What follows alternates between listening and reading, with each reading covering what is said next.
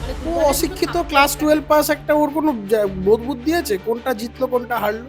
কিছু না থাকলে মানুষ একদম প্রথমেই যদি সোনার চামচ নিয়ে মুখে দিয়ে যদি রাজনীতি করতে শুরু করে, সে এই ধরনের অনেক কথা বলে। রিয়েল টেস্ট ইন পলিটিক্স হবে যখন সরকারে থাকবে না, তখন দেখবেন এ কোথায় থাকবে। 3000 পুলিশ, প্রধানমন্ত্রী ওরকম সিকিউরিটি ডিটেলমেন্ট থাকে না, ওর ক্ষেত্রে যা হচ্ছে। মুখ্যমন্ত্রী ঘরের মধ্যে পড়ে গিয়ে একবার মাথা ফেটে গেছে, কি করে ফেটেছে এই নিয়ে একটা বড় একটা জল্পনা আছে, রহস্য আছে, এর মধ্যে লুকিয়ে আছে। কুর্সি নিয়ে টানাটানি চলছে পরিবারের মধ্যে, এবং দলের অন্দরেও খবর একটা মারাত্মক রেচারেসি চলছে। আজকে যে সুপ্রিম কোর্ট রায় দিল সেটা তো বিজেপির এগেইনস্টেই বলা যায়। কোনো এবং এগেনস্টের কোনো এবং ব্যাপারই নয় অভিষেক এটা। ব্যানার্জি যেটা বলছেন, কোর্টে হারালাম, আগামী দিনে এপ্রিল মাসে ভোটে হারাবো, মানে ও দুবারের মতো অশিক্ষিত, থাকতে ক্লাস পারে। 12 পাস, একটা ওর কোনো বোধ বুদ্ধি আছে কোনটা জিতলো কোনটা হারলো? ও জানে? ও কিছু বোঝে? এটা হারা জেতা হয়ে গেল, এটা কিসের হার হলো ভগবান জানে। এটা বিজেপির কি হার? একটা ইলেকশন কমিশনের একটা ব্যাপার নিয়ে তারা সুপ্রিম কোর্টে গেছিল, সুপ্রিম কোর্ট কি করেছে, গোটা এসআইআর প্রক্রিয়া বাতিল করে দিয়েছে। যা খুশি তাই বলে যাচ্ছে, পাগলের প্রলাপ বকে যাচ্ছে, এই কোনো মাথা নেই মুন্ডু নেই। কিন্তু সুপ্রিম তৃণমূলের তরফ থেকে যেটা বারবার করে বলা হচ্ছিল যে এইটা সামনে আনা হচ্ছে, যে সামনে আনুক তথ্য, সেটাই তো সুপ্রিম কোর্ট মান্যতা দিয়ে দিল। এ তো কি বোকা বোকা কথা নয়? মানে সুপ্রিম কোর্টে এটা হার জিতের তো কোনো প্রশ্নই নয়। সুপ্রিম কোর্টে যে বিষয়টা বলেছে, বিষয়টাকে তথ্যই তো সামনে না আনার কি আছে?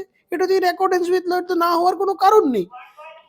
আজকে সব থেকে বড় দুর্ভাগ্যের কারণ কি জানো তো? দেখবে ওই একটা গল্প ছোটবেলায় পড়েছিলাম, ওই একটা ছেলে বলছে মাকে যে আমি ওই পাশের ছেলেটার থেকে বেশি নাম্বার পেয়েছি। বলছে কত পেয়েছিস? বলছে আমি 1 পেয়েছি ও 0 পেয়েছি। তৃণমূলের অবস্থা এই কম্প্যারিজনের জায়গাতে এই জায়গায় গিয়ে দাঁড়িয়ে আছে।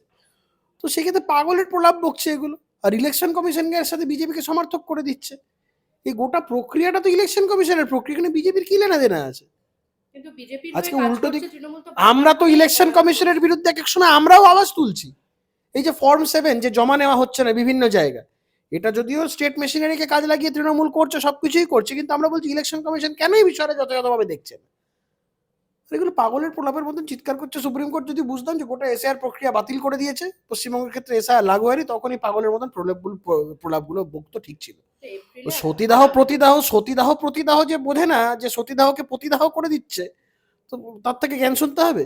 এটা অশিক্ষিত, ক্লাস 12 পাস, পরিবারের পয়সা ছিল তাই দিল্লিতে ওরকম একটা ভুয়ো সংস্থায় পড়িয়েছে 15-20 লক্ষ টাকা খরচা করে, নাহলে তো এখানে কোনো একটা সাধারণ অতি জঘন্য কলেজেও চান্স পাওয়ার মতন 12 এর রেজাল্ট না, সে বড় বড় লেকচার দেবে, শুনতে হবে? আগামী দিনে বলছে বিজেপিকে হারাবে এপ্রিল মাসে, কি ও বলবো? স্বপ্নে হারাবে, ও স্বপ্নে হারাবে, ও স্বপ্নে যা করার করবে, ও ভাবতে দিন। ও পিসির, দেখুন একটা রাজনৈতিক দলের মোটামুটি প্র্যাকটিক্যালি এখন মমতা বন্দ্যোপাধ্যায়কে ছাপিয়ে চলে যাওয়ার মতন একটা জায়গায় চলে গেছে। কুর্সি নিয়ে টানাটানি চলছে পরিবারের মধ্যে, এবং দলের অন্দরেও খবর একটা মারাত্মক রেচারেসি চলছে।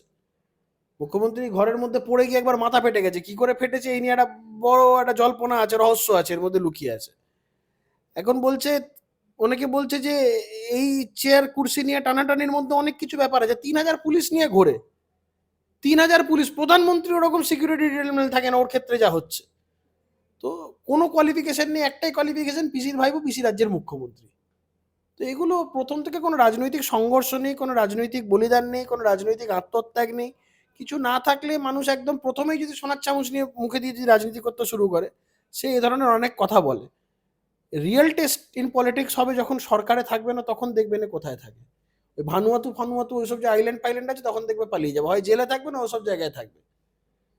তখন এদেরকে দেখবেন খুঁজে পাওয়া যাবে না, পশ্চিমবঙ্গের রাজনীতির মানচিত্রেই নেই। বাংলা হান্টের আরও খবর দেখতে নজর রাখুন। বাংলা খবর মানেই বাংলা হান্ট।